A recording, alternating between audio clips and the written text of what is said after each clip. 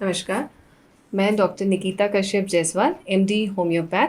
और आज हम बात करने वाले हैं डिप्रेशन और होम्योपैथिक मेडिसिन्स डिप्रेशन से निजात पाने में किस तरह हमारी हेल्प करती हैं, इस टॉपिक के बारे में।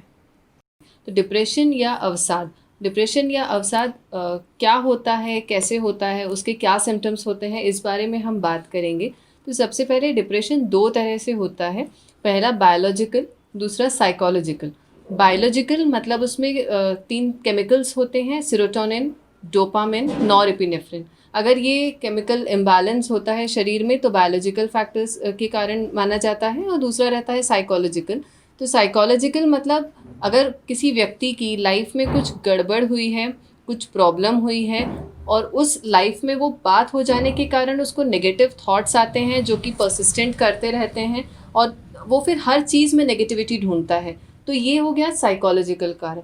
अब आप किस तरह समझेंगे कि ये डिप्रेशन है या मैं डिप्रेशन से जूझ रहा हूँ, या कोई भी आपके घर में फैमिली मेम्बर है उसको यदि ये सिम्टम्स मिल रहे हैं, तो आप ये पता कर पाएंगे कि हाँ, वो व्यक्ति को डिप्रेशन है और किस लेवल का है, किस स्टेज का है, और इसके अलावा क्या उसे ज़रूरत है काउंसलिंग की, या उसे मेडिसिन की ज़रूरत है या नहीं।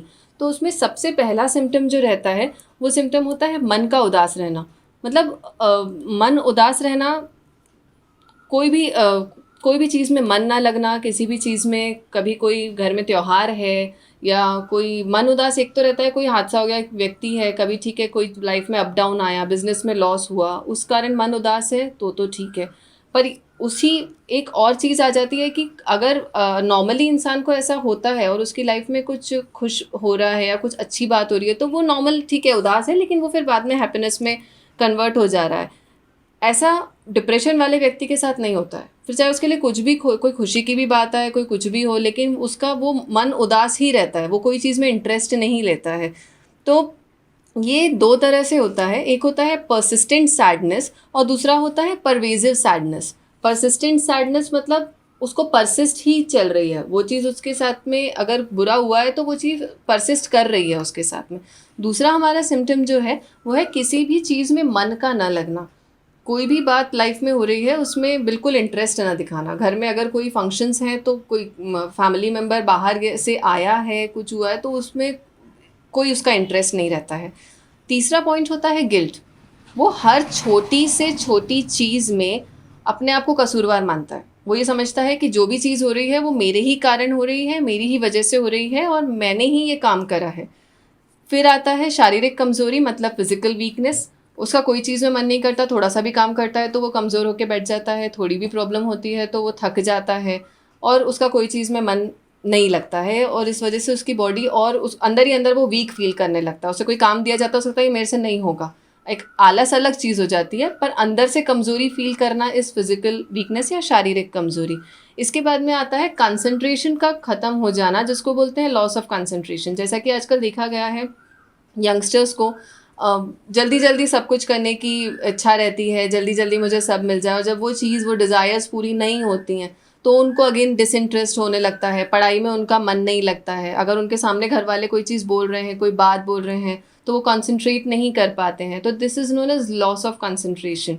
और इसके अलावा होता है भूख में बदलाव। भूख में बदलाव मतलब वैसे ऐसा देखा गया है कि जो डिप्रेशन का पेशेंट है उसको भूख नहीं लगती है, भूख नहीं लगती जिस वजह से उसका वज़न परसिस्टेंटली कम होने लगता है। तो ये हुआ भूख में चेंजेस होना। लेकिन माइनॉरिटी केसेस में ऐसा देखा गया है कि ज़रूरत से ज़्यादा भूख लगती है, और ज़रूरत से ज़्यादा भूख लगने के कारण वेट गेन होने लगता है। इसलिए बोला जाता है कि डिप्रेशन में है और उसको वेट बढ़ रहा है, पर वेट गेन होने का कारण ये रहता है क्योंकि व्यक्ति ज़रूरत से ज़्यादा खाता है, ज़रूरत से ज़्यादा वो उसकी एपेटाइट बढ़ जाती है। सातवां पॉइंट जो रहता है वो है नींद का ना आना, स्लीपलेसनेस।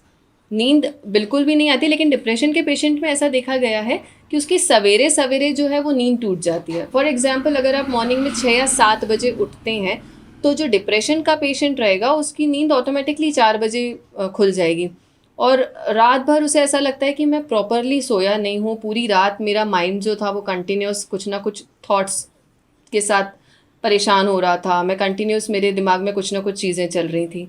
उसके बाद सबसे जो मेन लास्ट पॉइंट है जो काफ़ी देखा गया है, तो वो है अपने आप को नुकसान पहुंचाना।